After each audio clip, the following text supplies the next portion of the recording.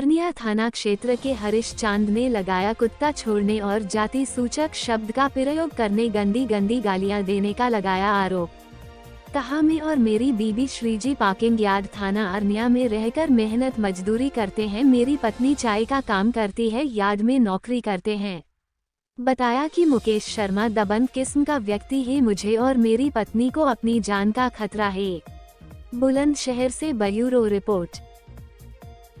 क्या नाम है आपका? सर मेरा नाम हरीश चंद है और मैं कलेक्टेड आए हो, क्या मामला है? सर हमारा मामला है 29 सितंबर की बात है। मैं श्रीजी पार्किंग यार्ड की नौकरी करता हूँ, चौकीदारी करता हूँ और मेरी मिसेज मेन गेट के बगल में ही चाय की दुकान चलाती है। मुकेश शर्मा 1 किलोमीटर के दायरे लेके नहीं आया अपने घर से और थाने की तरफ। ये सुबह सवेरे 6 से 7 के बीच में डेली 8-10 कुत्ते लेके आते हैं। वो कभी कस्टमर पे को काटने खाने दौड़ते थे, कभी मेरी मिसेज को गुड्डी को। तो एक दिन 24 तारीख में मेरी मिसेज ने उनसे कहा कि भाई साहब आप ये कुत्ता ज़्यादा खून खा रहे हैं, इनको या तो बांध के ला करो या इनके साथ चला करो। इसी बात पे मुकेश शर्मा जी को ने क्या काम किया, कुछ को गाली गलौज उल्टा सीधा देना शुरू कर दिया। कहने लगे बहन के लोड़े तू है कहाँ की और तू ऐसे कैसे तू मेरे से बोल सकती है। तो उसने मेरी मिसेज ने यही कहा कि मैंने आपसे क्या गाली दे दी, मैंने जो आप मुझे इस तरह से गाली दे रहे हो, बहन के लोड़े चमरिया ढेड़नी और चुप नहीं हो रही।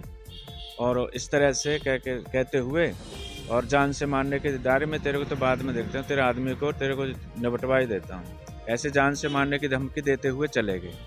फिर 29 तारीख 5-6 दिन बाद ही मेरी मिसेज सुबह सवेरे 6:15 बजे 29 सितंबर में 6:15 बजे यार्ड के बैक साइड में घूम के, अभी ऐसी सुख सुविधा नहीं है यार्ड में जो हम वहीं सुलभ शौचालय या कोई ऐसी चीज़ हो तो हम खेतों में ही जाते थे।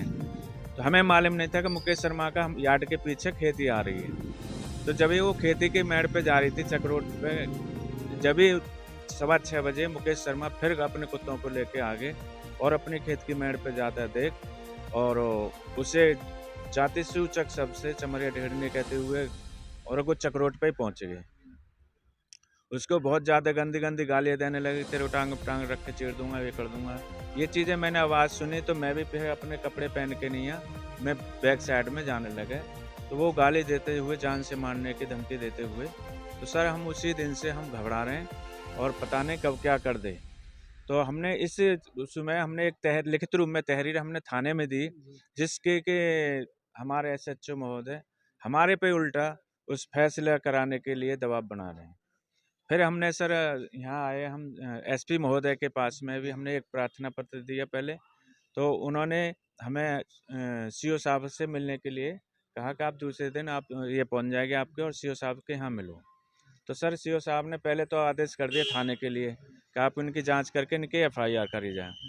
अब सर हम कल परसों हम मिले हैं, अब हमारे से CO साहब ये कह रहे हैं कि आप उसमें जो IDO है तो उसमें उनके भाई गाली गलौज दे रहे हैं। हमारे जो जिनके हम नौकरी कर रहे हैं प्रेमचंद शर्मा जी हैं, तो जो मुकेश शर्मा के भाई जो JK शर्मा जी हैं, उनको मेरी जाति घरवाली को जाति सूचक शब्द लेके नहीं है, गाली गलौज उल्टी सीधी उनको दे रहे हैं। वो हमने IDO एक बार उनको CO साहब को सुनवा दिया था। मैंने इस तरह से हमारे को जान से मारने की धमकी दी जा रही है और वो आगाह करी जा रहा है।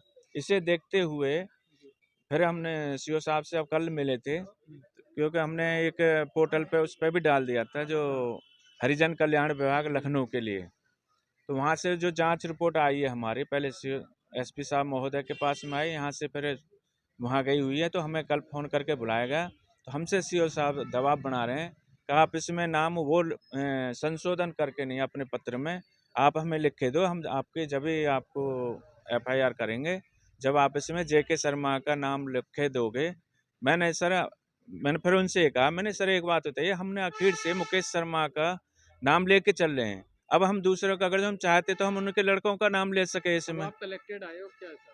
हम सर इसमें DM साहब के पास ही आए हैं, हम मिलना चाह रहे हैं अपने जो भी, हालांकि हमने पोस्ट द्वारा तो DM साहब के लिए एक प्रार्थना पत्र भेजा, लेकिन अभी तक ऐसी कोई हमारी संज्ञान में नहीं आई कि हमारी कोई कार्रवाई चल रही है नहीं चल रही।